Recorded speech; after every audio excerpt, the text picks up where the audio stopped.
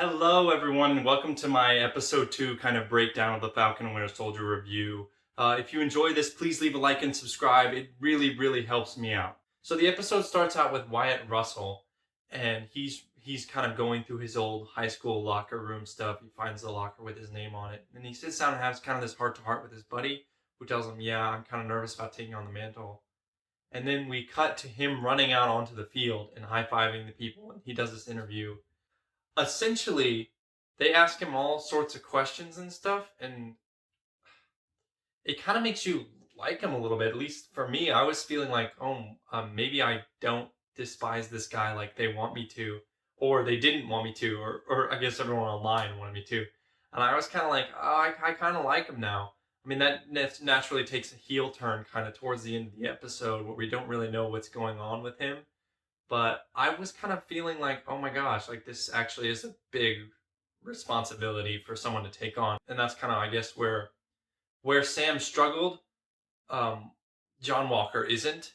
And that was kind of interesting to see. What was also interesting is while he was being interviewed, they showed clips of him like throwing the shield and like practicing with it, which means that almost as soon as Sam gave up the shield, they gave it to some other guy. Like there was that scene with Sam and Rhodey, and then immediately they gave it to another person so he could go and practice with it. I was like, how did they basically like they're like, no, we're gonna speed run this, and we're immediately gonna give the shield to someone else. Sam has no chance of being Captain America. After that interview, we see that Bucky realizes what Sam has done, and he immediately goes and talks to Sam, and he's talking about the responsibility that Steve gave him. How could he do this? Kind of pressuring into them. And that's where that whole like Gandalf was a wizard sorcerer scene. And this is where, to me, the episode really shines. I really like this episode more most than the first one, mostly because they put Sam and Bucky together, and we saw like their little dynamic in Civil War, and I was like, maybe that could be a show there. And in the first episode, I was like, is this actually going to work? And now I'm 100% on board. Like, them being together makes the show something I can't wait to watch. Like, next week, I'm going to be the first in line to see it because I just love the dynamic between these two. And this episode was so much better in my opinion. So then Bucky and Sam decide to just chase down the Flag Smashers. They kind of go to this warehouse and they're tracking them down and they're making jokes. And, well, not necessarily making jokes because Bucky's kind of more stoic and Sam's kind of messing with him.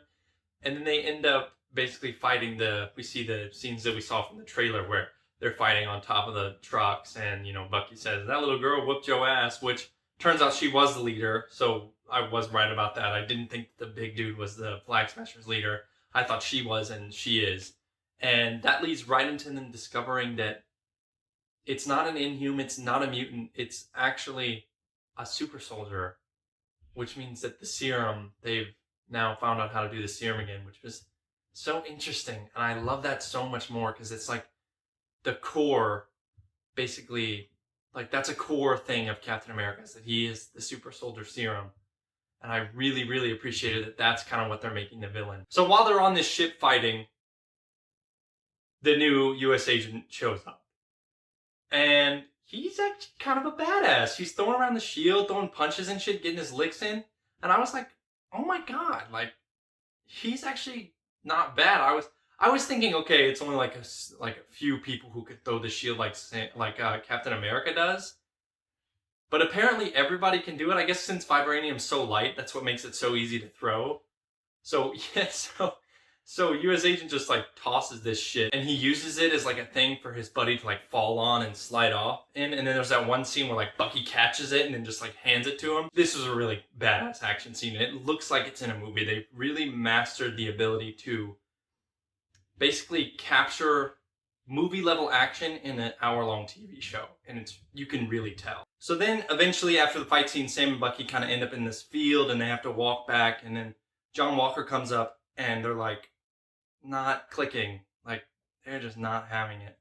And this is the part where I kind of was like, oh, John Walker's kind of being a dickhead.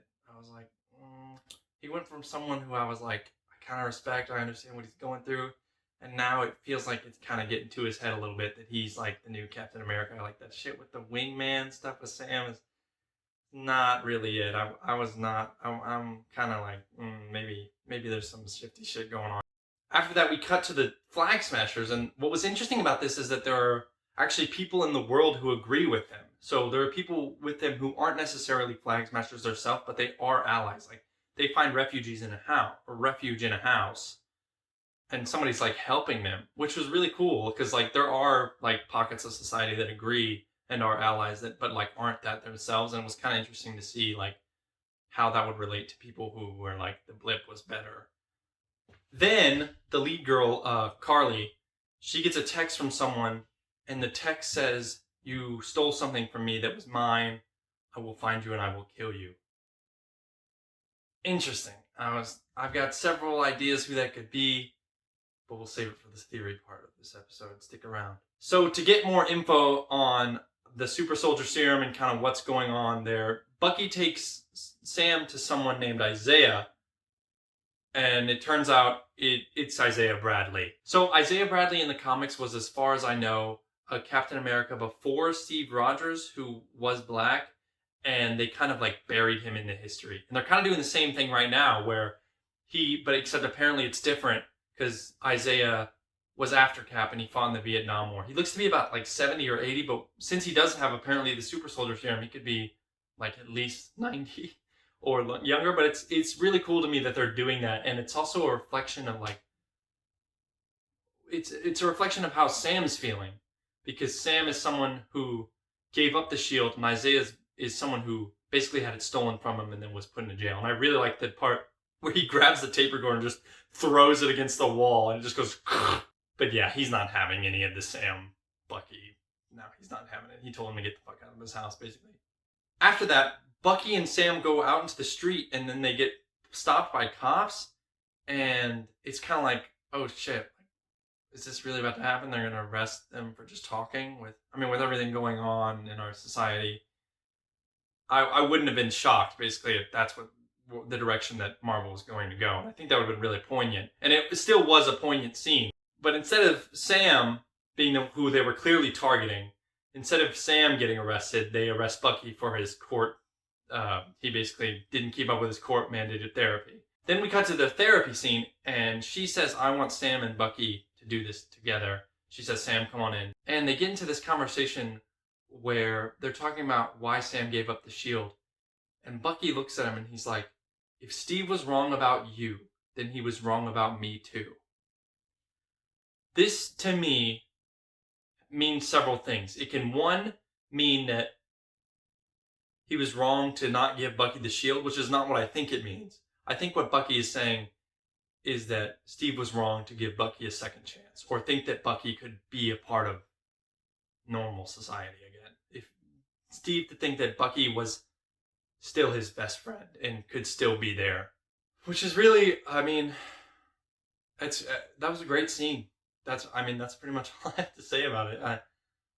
I love what they're doing with Bucky. I love that he's still Bucky. I was worried that they were going to make him quippy and that everything was going to be fine, but it's so poignant what they're doing with him and what they're doing with Sam. And for better or worse, they decide to just stick it out and to finish this mission and then to never speak again. Which, if you have any intelligence whatsoever, you know that won't be the case by the end of the show. But it's a nice sentiment, and I'm really glad that the rest of the show will be them two together on an adventure. So after the therapy scene, they walk outside, and John Walker's out there, and he's being a Class A tool. Like, he wasn't it in this scene. He really is not. He's definitely getting to his head. He's trying to make Sam his wingman. He's trying to do all this and that, and it's really not it. It's really not it. And Sam and Bucky are like, "We're free agents. We're not gonna mess with you." And he tells them, he says, "Okay, then don't get in my way." Not good. So Bucky and Sam decide to go and get Zemo because that's their closest connection to the super soldier serum and Hydra, and that's kind of where the episode ends. I thought this episode was spectacular. I genuinely can't wait to see next week, and I just thought it was miles above the first one. Okay, let's break down my theories. My first theory, which my third theory kind of contradicts my first theory, but not necessarily. They both could happen. First of all, I think U.S. Agent is going to die. I think that, or he's going to die, or he's going to be gone. He's going to be removed from the picture somehow by the Flag Smashers. That's how Sam will get the shield back. But I think that's an inevitability, basically.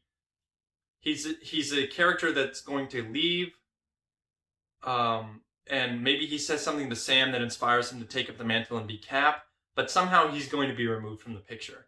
There's just no way for me that he's not going to become like a mainstay, like a hero, or like a Loki or something. I think he's definitely going to be like taken out of the picture in some way, shape, or form.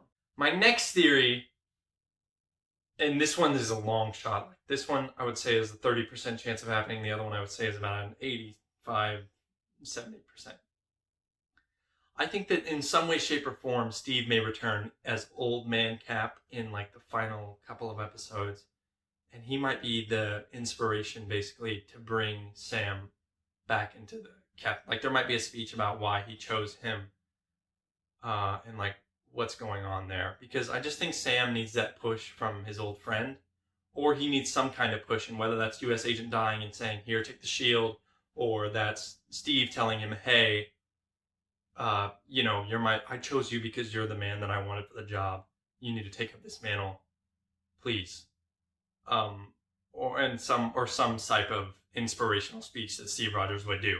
But some way or another, Sam's going to get pushed to take it, and I think there's a possibility that it may be Steve that does it. Finally, I think that Carly is getting texts from U.S. Agent. I think that John Walker, in some way, shape, or form, wants the super soldier serum, and he wants it from Carly. They know where to get it, clearly.